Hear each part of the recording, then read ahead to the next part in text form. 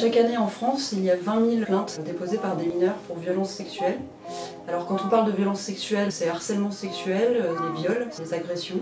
Le ministère de la Justice, dans son rapport en janvier 2018, estimait que ces 20 000 plaintes ne représentaient que 10% des actes réellement commis. Pourquoi? Parce que les enfants, pour beaucoup d'entre eux, ont peur et se taisent. Il faut savoir que c'est 2 enfants par classe en moyenne qui ont subi des violences sexuelles. Sur les actes commis pour des moins de 10 ans, 80% sont réalisés par des proches de la famille.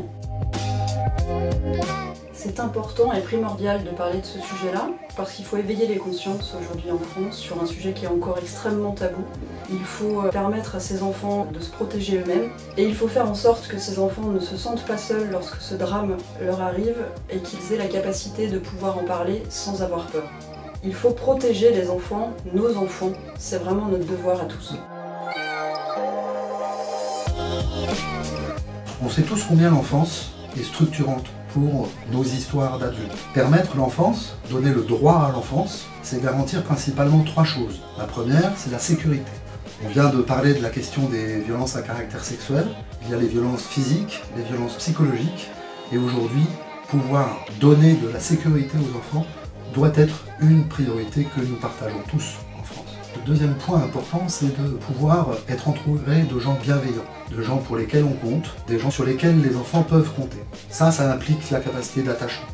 La troisième dimension qui est importante pour les enfants, pour vivre, pour permettre une enfance, c'est pouvoir vivre des projets à hauteur d'enfant, jouer, s'amuser, se projeter dans un métier. Ces 3 dimensions sont portées principalement à la Fondation par les éducateurs et les éducatrices qui s'occupent des enfants au quotidien dans nos villages d'enfants et nos foyers.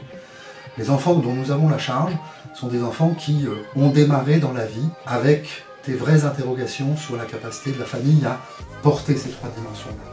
Nous avons besoin de tout le monde pour nous occuper de ces enfants parce qu'aujourd'hui, permettre l'enfance, c'est à la fois lutter contre les violences sexuelles contre les enfants, contre les violences physiques et pouvoir les accueillir dans de bonnes conditions. Se mobiliser sur cette question du droit à l'enfance, c'est par exemple relayer la campagne de lutte contre les violences à caractère sexuel destinée aux enfants. C'est aussi se mobiliser sur les réseaux sociaux le 20 novembre, la journée internationale des droits de l'enfant.